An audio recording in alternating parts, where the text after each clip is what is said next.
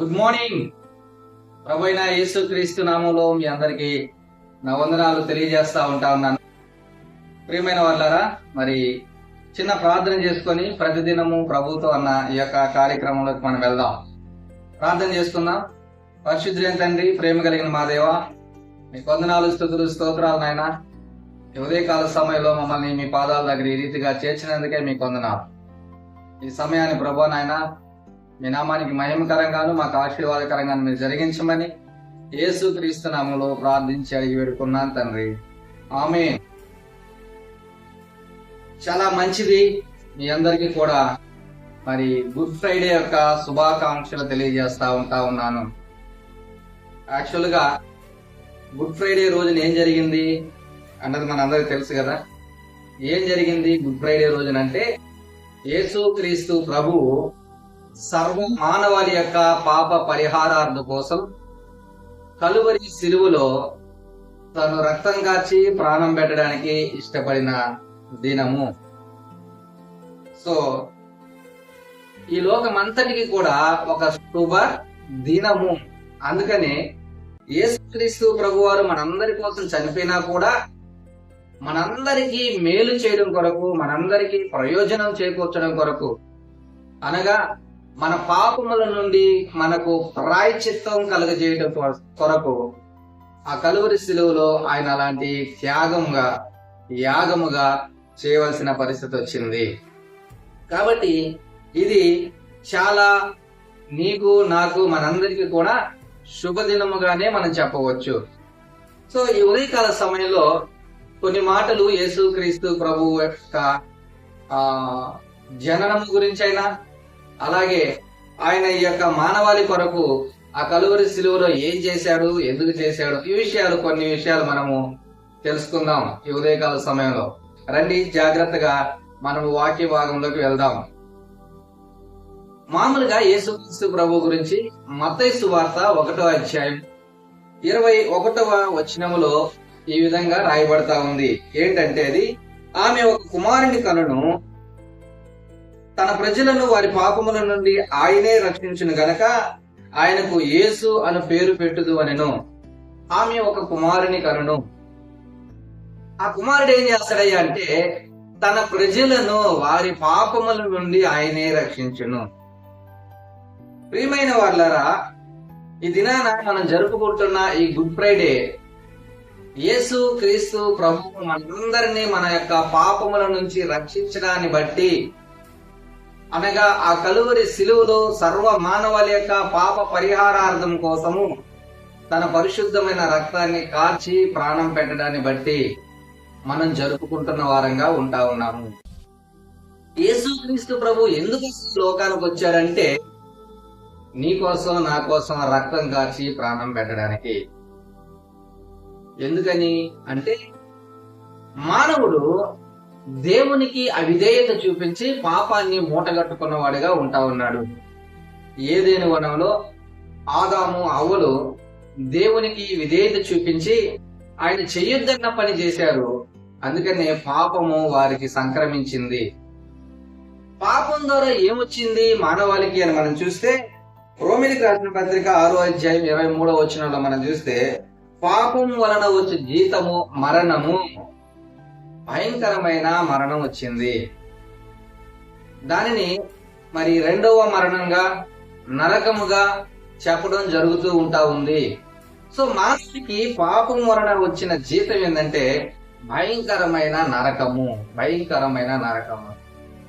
అయితే దేవుడు మానవాళిగా ఉంటున్న వారందరూ కూడా పాపము చేసిన వారిగా, అవిధేయత చూపించిన వారిగా ఆరని ఆ అగ్నిగుండానికి, అనగా నరకానికి ఆహుతైపోకూడదని మనలను ప్రేమించిన వాడిగా ఉన్నాడు. ఇది చాలా గొప్ప విషయం. ఆయన ప్రేమ మానవుని ఎడల చాలా గొప్పగా ఉంది. మనము నరకములో కాలకూడదని, అరవకూడదని, కేకూడదని, గుండెలు వాలుకోకూడదని, ఆ నరకపు శిక్ష నుంచి తప్పించడానికి యేసు క్రీస్తు ప్రభువుగా, లోక రక్షకుడిగా ఆయన ఈ లోకానికి వచ్చినట్టుగా మనం చూస్తా ఉన్నాము. వచ్చి ఆయన ఏం చేశాడు, ఏం చెప్పాడు అంటే, యోహాను సువార్త 14:6 చెప్పబడుతుంది, నేనే మార్గము, నేనే సత్యము, నేనే జీవము, నా ద్వారా తప్ప మరెవడు కూడా తండ్రి యొద్దకు రాలేడు, పరలోకానికి రాలేడు. ప్రియమైన వాళ్ళారా, నరకము నుంచి తప్పించి మానవాళిని పరలోకమునకు అనగా నిత్య జీవముకు తీసుకెళ్లడానికి ఆయన మార్గముగా వచ్చిన దేవుడిగా ఉంటాము. ఆయన మార్గముగా వచ్చి, అందుకని బాప్తిసమిచ్చే యోహాను గారు యేసుక్రీస్తు ప్రభువుని చూసి ఏమన్నారంటే, ఇదిగో లోక పాపములను మోసుకొని పోయే దేవుని గొర్రెపిల్ల, మనందరి యొక్క పాపాలను మోసుకొని పోయి మనలను సరాసరిగా పరలోకానికి తీసుకెళ్లడానికి వచ్చిన దేవుని గొర్రెపిల్ల అని యేసు ప్రభు గురించి ఆయన సాక్ష్యం ఇచ్చినట్లుగా మనం చూస్తా ఉన్నాం. మాటలు వింటున్న ప్రియమైన సహోదరుడా, సహోదరి, ఆయన నిన్నెంతగానో ప్రేమించిన దేవుడిగా ఉంటా ఉన్నాడు. నీ పట్ల ఎంతగానో ఆయన కృప చూపిస్తున్న దేవుడిగా ఉంటా ఉన్నాడు. నువ్వు ఆ నరకపు శిక్షను అనుభవించకూడదని, భయంకరమైన ఆరని అగ్నిగుండంలో నువ్వు యుగ యుగాలు కాలుతూ ఉండకూడదని దేవుడు నిన్ను ప్రేమించిన వాడిగా ఉంటా ఉన్నాడు. నీ పట్ల కృప చూపించిన వాడిగా ఉంటా ఉన్నాడు. అందుకని నీ పాపము కోసము కలువరి సిలువలో ఆయన ప్రాణం పెట్టిన దేవుడిగా ఉంటా ఉన్నాడు.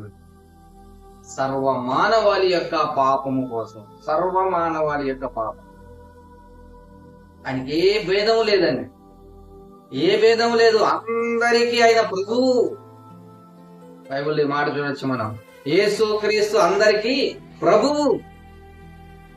అందరికీ ప్రభువు అంటున్న ఆయన ఎదుట మానవులు ఎలా ఉంటున్నారంటే, ఏ భేదము లేదు, అందరూ పాపము చేసి దేవుడు అనుగ్రహించు మహిమను పొందలేకపోతా ఉన్నారు.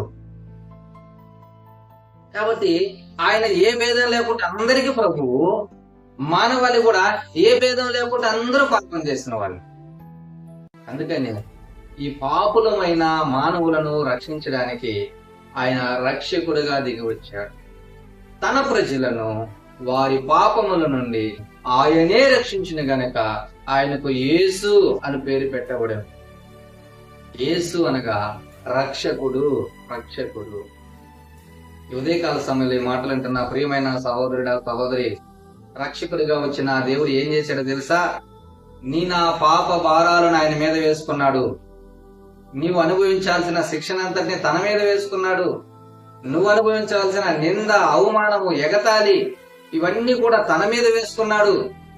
నువ్వు కాళ్ళతో చేసిన పాపముల కోసము, చేతులతో చేసిన పాపముల కోసం, ఆలోచనతో చేసిన పాపముల కోసం, హృదయపు తలంపులతో చేసిన పాపం కోసం, శరీరం అంతటితో చేసిన ప్రతి పాపము కోసము ఆయన శిక్ష అనుభవించిన వాడిగా ఉంటావు. ఎందుకని నువ్వు పాపం చేస్తే ఆయన శిక్ష అనుభవించాడు అంటే, ఆయన నిన్ను ప్రేమిస్తున్నవాడు, ఆయన నిన్ను కన్నవాడు, నిన్ను సృష్టించిన సృష్టికర్త అయిన దేవుడు. కాబట్టి మన ఇంట్లో చిన్నపిల్లలు ఏదైనా పొరపాటు చేస్తే పక్కింటికి వెళ్ళి వాళ్ళ ఇంట్లో ఏదైనా టీవీ పగలగొట్టినా, రేడియో పగలగొట్టినా ఆ చిన్నపిల్లగాడు తెచ్చేయగలరా వాళ్ళకి? వాడి తరపున మనము వాటిని తీస్తాం. వాడి తరపున మనము వారికి క్షమాపణ చెబుతాం. వాడి తరపున మనము వారి ఎదుట చేతులు కట్టుకొని నిలబడతాం. వాడి తరపున. ఇక్కడ కూడా నీ తరపున, నా తరపున మనలను సృష్టించిన సృష్టికర్త అయిన దేవుడు మన యొక్క పాపమునకు రావాల్సిన పరిహారమును తన మీద వేసుకొని ఆయన కలువరిలో శిక్ష అనుభవించడానికి ఇష్టపడిన దేవుడుగా ఉంటా ఉన్నాడు. మనం చేసిన ప్రతి పాపానికై ఆయన ప్రాయశ్చిత్తం చేసిన దేవుడిగా ఉంటా ఉన్నాడు. సర్వ మానవాళి యొక్క పాప పరిహారం కోసము రక్తం కార్చిన దేవుడిగా ఉంటా ఉన్నాడు. ఎబ్రిల్కి రాసిన పత్రికలో ఉంటదన్నమాట. ప్రతి పాపము పరిహరించబడడానికి రక్తము చిందించాల్సిన ఆవశ్యకము ఎంతైనా ఉన్నది. దేవుడికి మన పాపముల విషయములో ఆయనకు ఒక ఆలోచన కలదు. నిన్ను నన్ను పాపముల నుంచి తప్పించాలని, రక్షించాలని, కాపాడాలని, పాపపు శిక్ష నుంచి మనకు విముక్తిని కలుగజేయాలని ఆశపడిన దేవుడిగా ఆయన మన పాపములకు శిక్ష రాకుండా కాపాడడానికి, రక్షించడానికి ఇష్టపడ్డాడు. అందుకనే ఈ హెబ్రీయులకు రాసిన పత్రికలో ఈ మాట చదువుదాం ఒకసారి. 9వ అధ్యాయము 22వ వచనంలో మధ్య భాగం నుంచి నేను చదువుతా ఉన్నాను. రక్తము చిందింపకుండా పాప క్షమాపణ కలగదని సామాన్యముగా చెప్పవచ్చు. అందుకనే యేసుక్రీస్తు ప్రభు నా పాపము క్షమించడానికి, పాప క్షమాపణ కలుగజేయడం కోసం రక్తము చిందించవలసిన ఆవశ్యకత ఏర్పడ్డది. మాటలు వింటున్నా సహోదరుడా, సహోదరి, నీ పాపముల కొరకు ఆయన రక్తం కార్చాడని, నీ పాపముల కొరకు ఆయన ప్రాణం పెట్టాడని గ్రహించగలుగుతా ఉన్నావా? నిజంగా నీ పాపములకు క్షమాపణ కావాలని నువ్వు ఆశపడుతున్నట్లయితే ఈ శుభ శుక్రవారపు దినాన, అనగా గుడ్ ఫ్రైడే దినాన ఈ యొక్క రక్షణ నువ్వు కూడా పొందుకోవాలని ఆశపడుతున్నట్లయితే, పాప క్షమాపణ నువ్వు కూడా పొందుకోవాలని ఆశపడుతున్నట్లయితే ఆయన యందు విశ్వాసం ఉంచవలసిన వాడవుగా ఉన్నావు. ఆయన యందు విశ్వాసం ఉంచి ఆయన దగ్గర చిన్న ప్రార్థన చేయవలసిన వాడవుగా ఉన్నావు. ఏంటా ప్రార్థన అంటే, ప్రభువా నేను పాపినయ్యా, నా పాపాలు క్షమించు. నీవే నా రక్షకుడివి, నా పాప విమోచకుడివి, నా దేవుడివని నేను నమ్ముతా ఉన్నాను. నా హృదయంలోకి వచ్చి నా పాపాన్ని క్షమించి నన్ను మంచి వ్యక్తిగా మార్చు ప్రభువా, మారు మనసు దయచే ప్రభు అని ఒక చిన్న ప్రార్థన నువ్వు చేయగలిగితే చాలు.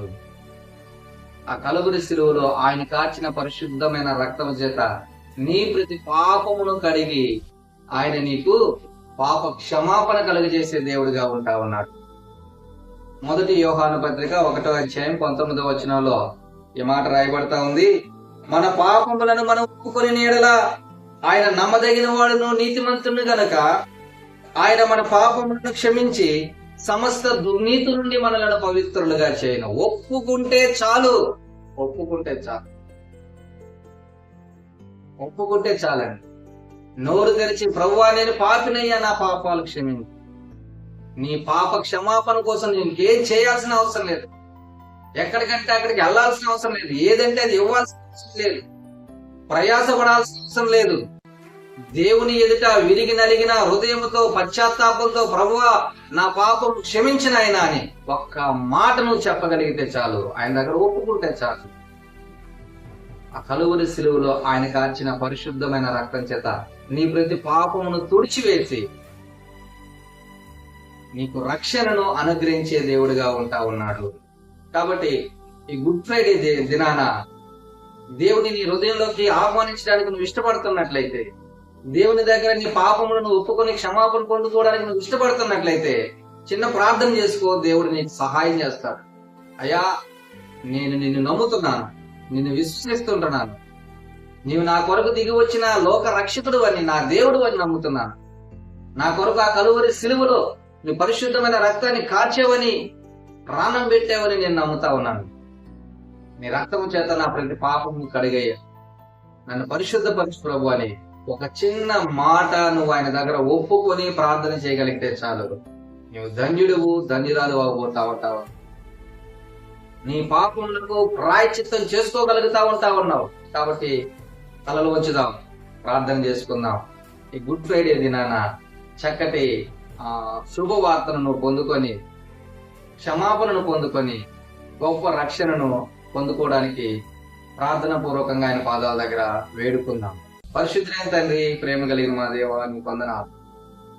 ఇది నాన్న నీ పాదాల దగ్గరకు రావడానికి, మీ మాటలు వినడానికి మీరు మాకు ఇచ్చిన అవకాశానికే ఉన్నాను. ఎవరెవరైతే ప్రభువా వారి పాపాలను ఒప్పుకున్న వారిగా ఉంటున్నారో, ఎవరెవరైతే నీ యందు విశ్వాసం ఉంచిన వారిగా ఉంటున్నారో, దేవా నాయన వారి పాపాలను క్షమించండి, వారి పాపాలకు ప్రాయశ్చిత్తం చేయండి, రక్షణను దయచేయండి.